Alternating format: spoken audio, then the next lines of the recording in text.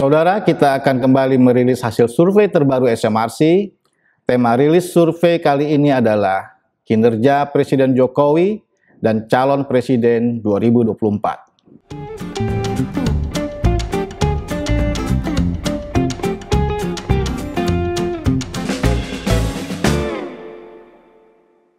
Kenapa kita membicarakan hubungan antara kinerja Presiden Jokowi dan calon presiden 2024? Isu hubungan yang demikian biasa dibicarakan kalau ada incumbent yang maju. Dalam Pilpres 2024 tidak ada incumbent karena konstitusi melarang lebih dari 2 masa jabatan presiden. Dan Pak Jokowi sedang mengakhiri masa jabatan periode keduanya.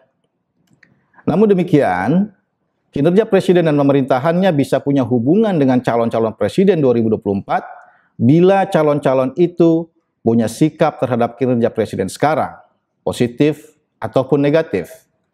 Kalau mereka tidak punya sikap, kinerja presiden menjadi tidak relevan dengan calon presiden. Kita ikuti di media, Anies dan koalisinya menekankan perubahan, bukan kontinuitas dari yang telah dilakukan. Namanya juga perubahan. Sementara itu Prabowo terlihat mendekatkan diri dengan presiden, bahkan anggota kabinet sekarang. Ganjar bahkan terlihat lebih dekat dengan presiden, terutama karena keduanya dari partai yang sama dan dari daerah yang sama pula. Mana yang lebih menguntungkan capres secara elektoral? Bersikap positif atau negatif terhadap kinerja presiden? Mungkin tergantung pada penilaian pemilih pada kinerja presiden dan pemerintahannya, positif atau negatif. Kalau yang negatif lebih banyak, maka sikap positif pada kinerja pemerintah mungkin tidak menguntungkan capres secara elektoral. Dan demikian juga sebaliknya. Kita akan coba bedah. Pertama, bagaimana kinerja presiden dan pemerintah dilihat dari penilaian publik atas kondisi makro sebagaimana dirasakan publik nasional, yaitu kondisi ekonomi, politik, penegakan hukum, dan kepuasan atas kinerja presiden. Apakah positif atau negatif. Kedua, bagaimana publik menilai siapa yang kira-kira dipercaya paling bisa melanjutkan program-program yang sudah dan sedang dikerjakan presiden. Dan sebaliknya, siapa yang dinilai paling kurang bisa di antara tokoh-tokoh capres itu. Ketiga, bagaimana pilihan capres 3 besar menurut penilaian atas kondisi makro tadi. Terlebih dahulu, perlu saya sampaikan data survei yang digunakan.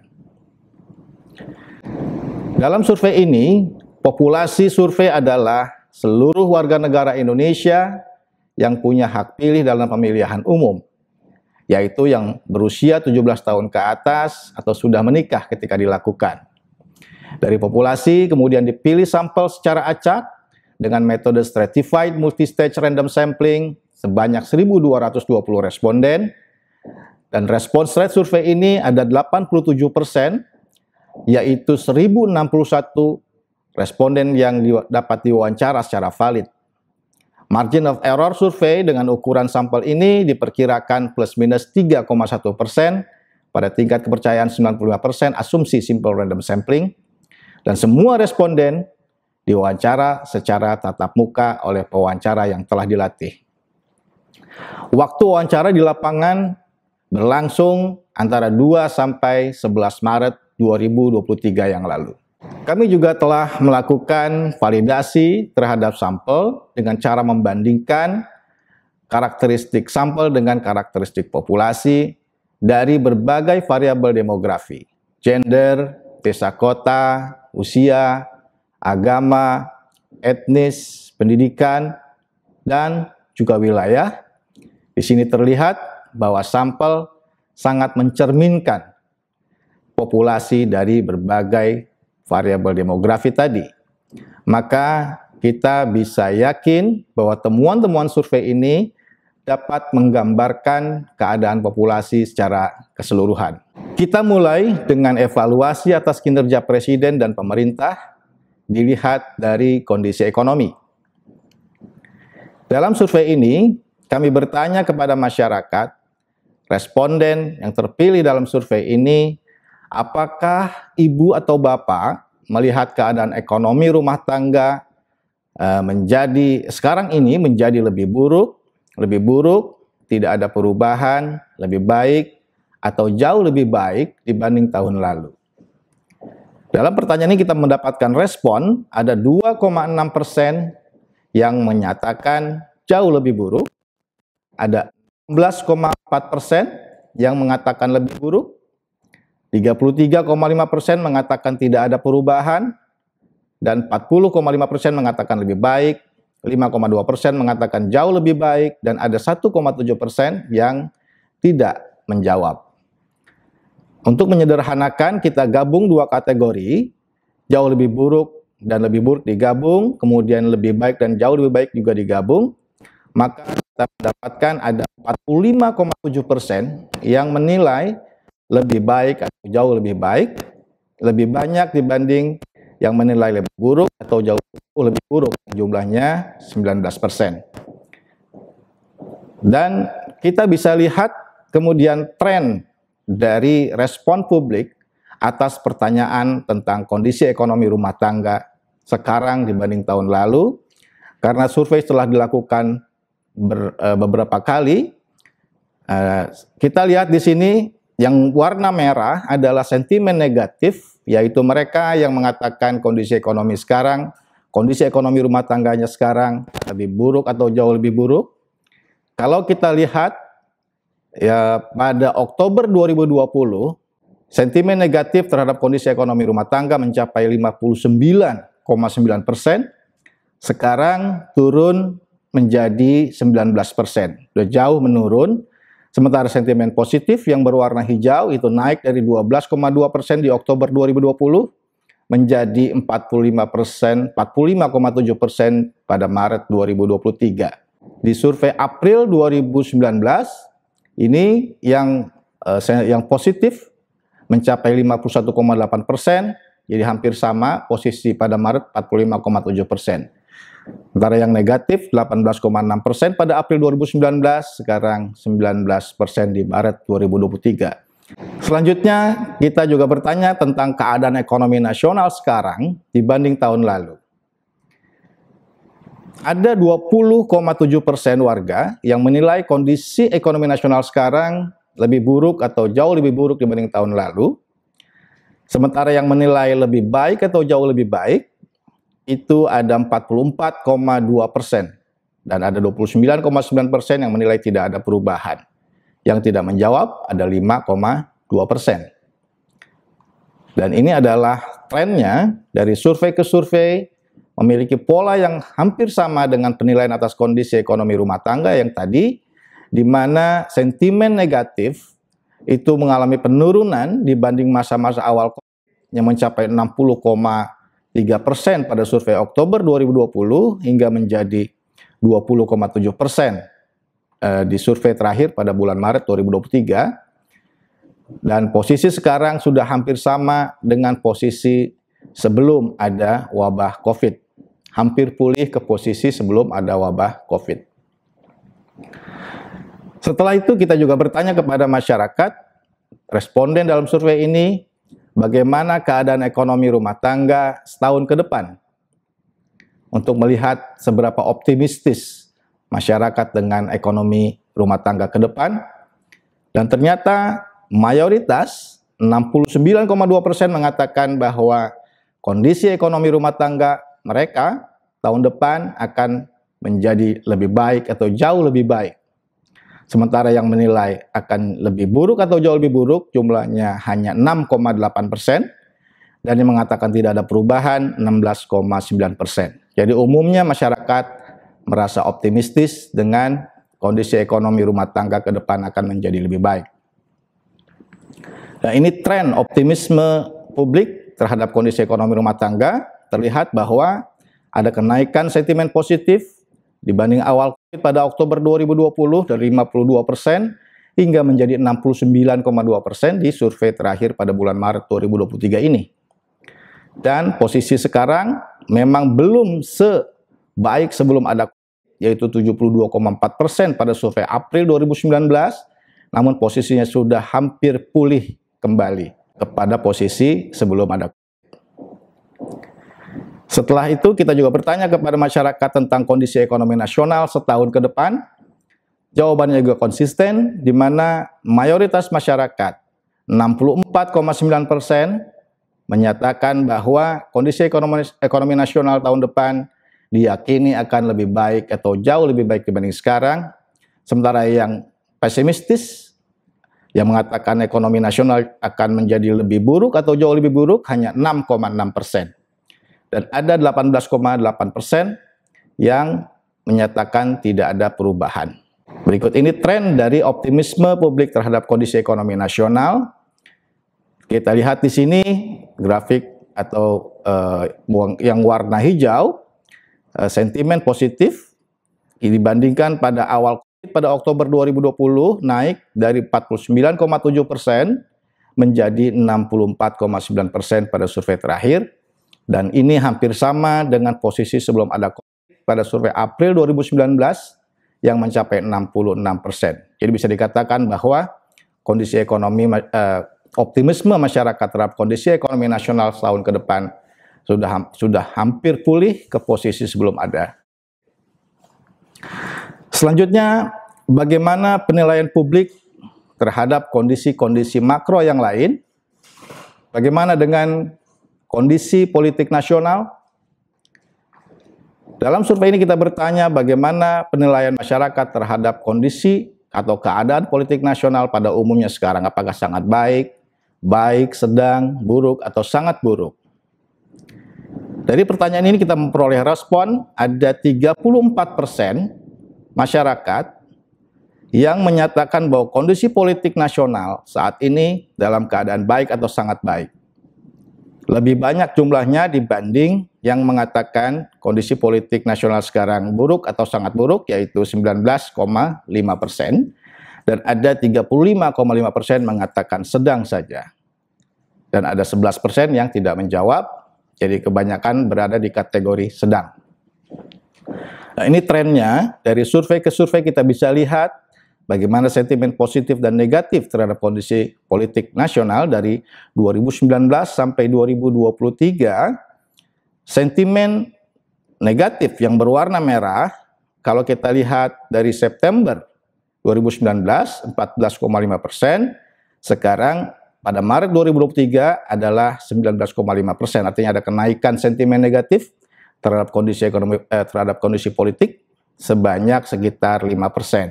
Sementara yang positif itu cenderung menurun dari 41% menjadi 34%, sehingga kita bisa mengatakan ada sedikit kecenderungan di mana penilaian kondisi politik saat ini mengalami penurunan dibanding 4 tahun atau 3,5 tahun sebelumnya.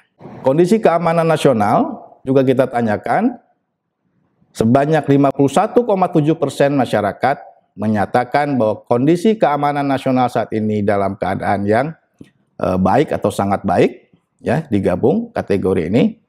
Kemudian yang mengatakan buruk atau sangat buruk itu ada 12,5%, yang mengatakan sedang 32,6%.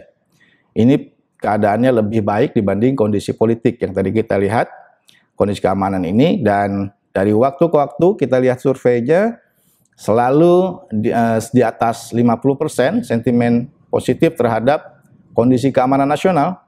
Sekarang terakhir 51,7% pada bulan Maret 2023, dan ini memang bukan yang terbaik, tetapi masih dalam zona positif atau di atas 50%. Ada kecenderungan di mana sentimen positif terhadap kondisi keamanan nasional mengalami penurunan dibanding sebelum ada COVID dulu. September 2019 kita ukur 60,4%, sekarang 51,7%. Nah, ini perlu menjadi catatan bagi pemerintah saat ini. Selanjutnya, bagaimana publik menilai kondisi penegakan hukum? Ada 44,3% masyarakat yang menilai kondisi penegakan hukum nasional saat ini dalam kondisi yang baik atau sangat baik. Yang menilai sedang 31,2%, kemudian yang menilai buruk atau sangat buruk ada sebanyak 18,9% dan ada 5,6% yang tidak menjawab. Artinya masih lebih banyak yang mengatakan baik dibanding yang mengatakan buruk kondisi penegakan hukum kita. Selanjutnya kita lihat tren dari evaluasi publik atas kondisi penegakan hukum. Kita lihat yang warna merah yaitu sentimen negatif. Kalau kita lihat dari kepala dan ekor dari September 2019 sampai Maret 2023 ada kecenderungan kenaikan sentimen negatif dari 15,1 menjadi 18,9%. Kemudian sentimen positif cenderung tidak berubah dari 44,3% ke 44,3%, tetap 44,3%. Baik, setelah kita melihat penilaian publik atas berbagai kondisi makro, ekonomi, politik, hukum, keamanan, sekarang kita lihat bagaimana publik menilai kinerja pemerintah di bawah Presiden Jokowi. Dalam survei kita bertanya kepada masyarakat, apakah sejauh ini merasa sangat puas, cukup puas, kurang puas, atau tidak puas sama sekali dengan kerja Presiden Joko Widodo.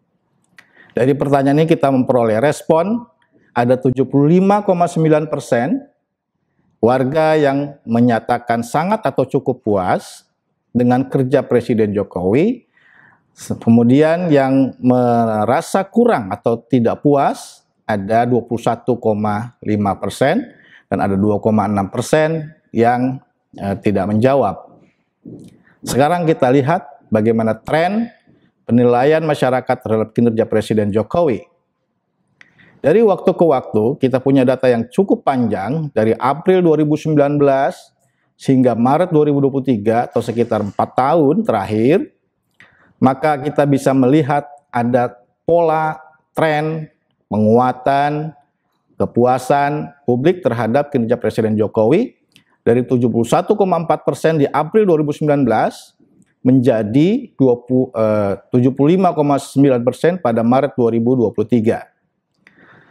Sementara yang tidak puas dari 27,5% di April 2019 menjadi 21,5%. Cenderung menguat dan masih tetap positif di atas 60% dari survei ke survei tingkat kepuasan publik terhadap kinerja Presiden Jokowi secara umum. Dan ini trennya, kita melihat pola yang hampir sama, pola yang sama dengan penilaian atas kinerja Presiden secara umum, yaitu ada penguatan sikap positif penilaian terhadap kerja pemerintah. Kita ukur pertama kali pada Oktober 2020, saat itu ada 60,7% yang merasa puas atau sangat puas dengan kerja pemerintah menangani COVID. Sekarang 74,9%, naik secara signifikan. Kemudian juga kita tanyakan tentang kerja pemerintah pusat menangani pemulihan ekonomi akibat COVID-19. Di sini ada 71,8% warga yang merasa puas atau sangat puas dengan kerja pemerintah pusat menangani pemulihan ekonomi akibat. Yang kurang atau tidak puas jumlahnya lebih sedikit, yaitu 24,6%.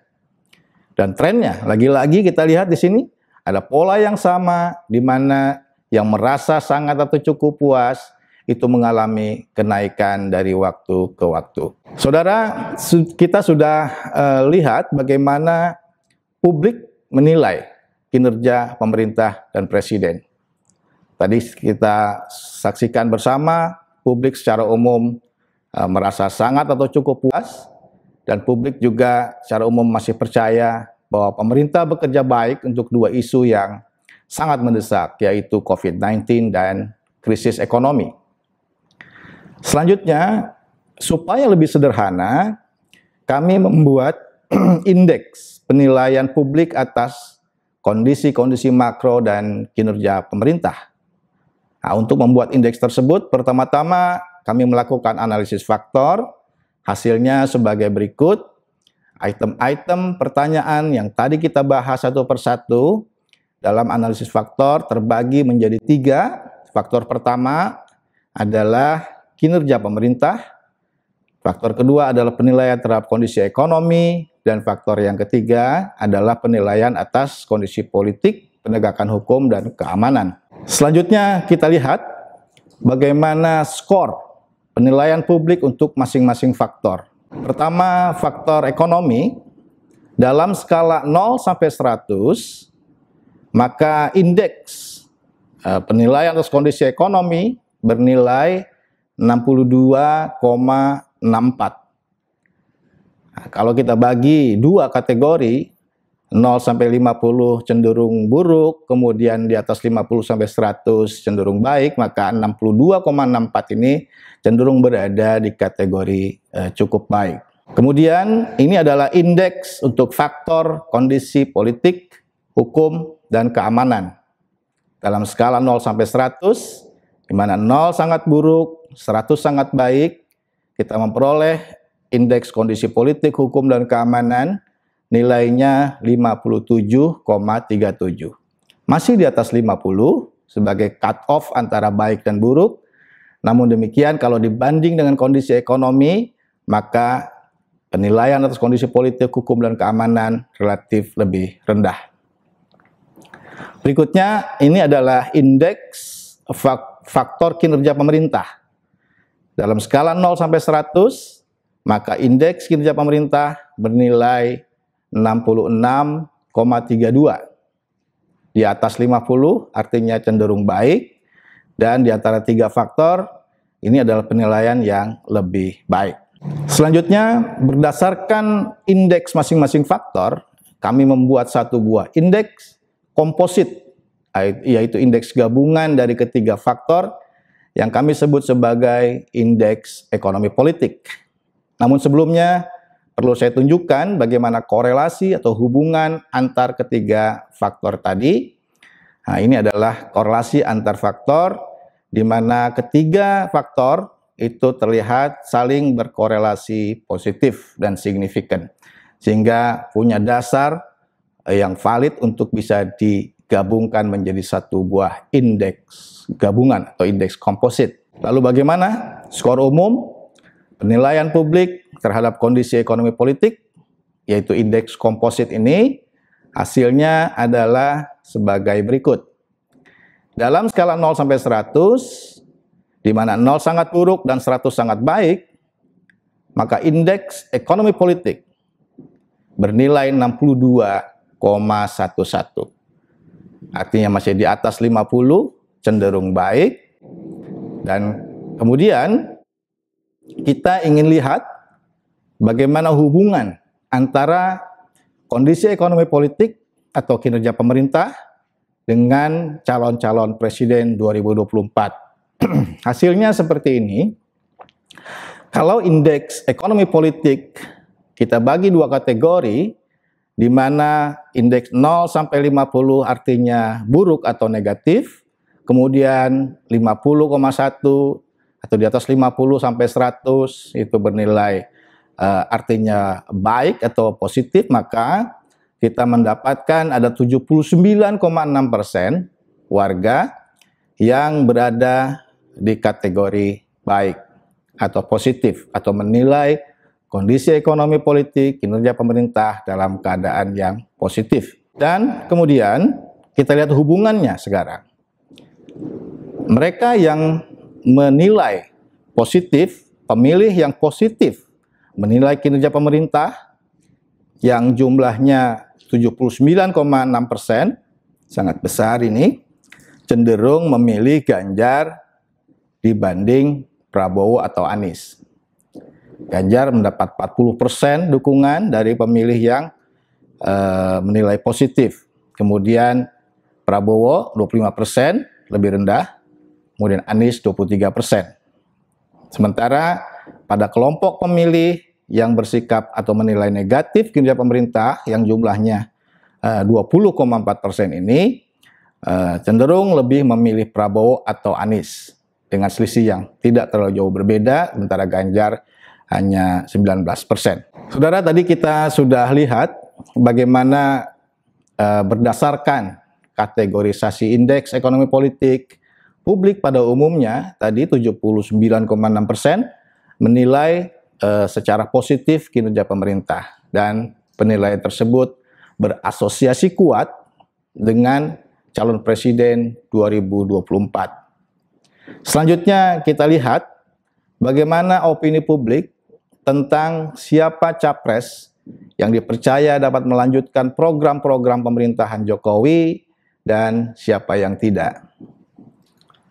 Dalam survei ini kami bertanya, menurut penilaian masyarakat, siapakah di antara nama-nama calon presiden berikut yang paling bisa melanjutkan program-program yang telah dijalankan oleh pemerintahan Presiden Jokowi, misalnya program IKN, kemudian pembangunan infrastruktur seperti jalan tol, bendungan, bandara, pelabuhan, dan lain-lain. Dari pertanyaan ini, kita memperoleh ada 35,8% yang paling banyak disebut sebagai capres yang bisa melanjutkan program-program pemerintahan Jokowi adalah Ganjar Pranowo. Selanjutnya baru Prabowo Subianto. Sementara Anies hanya dapat 20,5%. Hanya 20,5% masyarakat yang menilai Anies akan bisa melanjutkan program-program pembangunan yang telah dilakukan oleh Presiden Jokowi.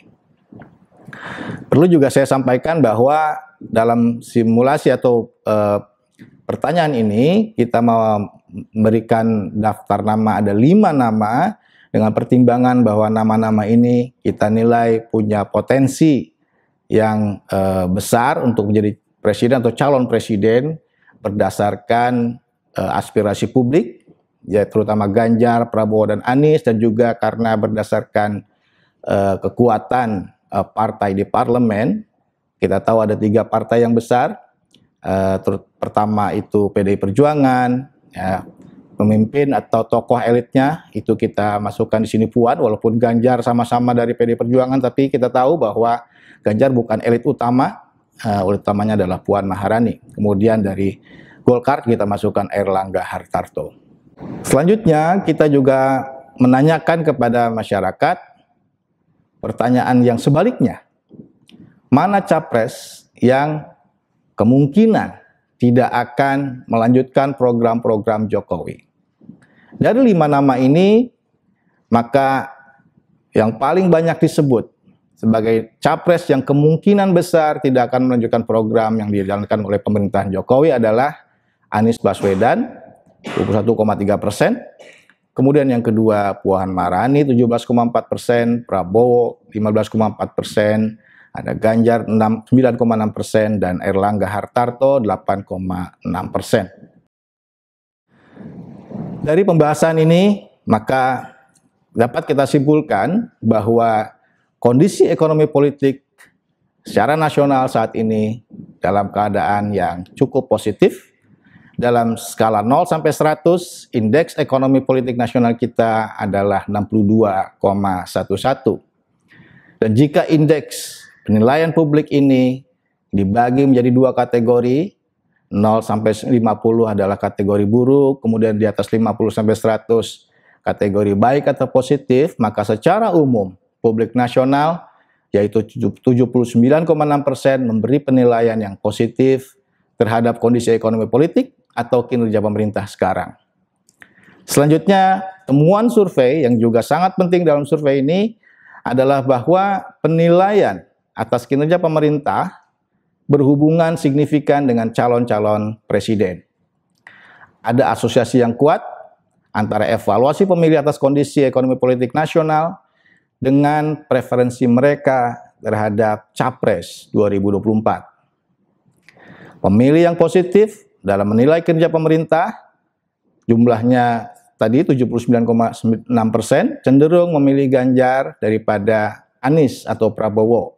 Sebaliknya pemilih yang kurang positif dalam menilai kinerja pemerintah, cenderung memilih Prabowo atau Anies. Sejalan dengan itu, hasil survei juga menunjukkan bahwa Ganjar Pranowo adalah tokoh atau capres yang paling banyak dipercaya sebagai capres yang bisa melanjutkan program yang telah dijalankan oleh pemerintahan Presiden Jokowi. Sebaliknya Anies Baswedan paling banyak disebut sebagai capres yang kemungkinan besar tidak akan melanjutkan program pemerintahan Jokowi.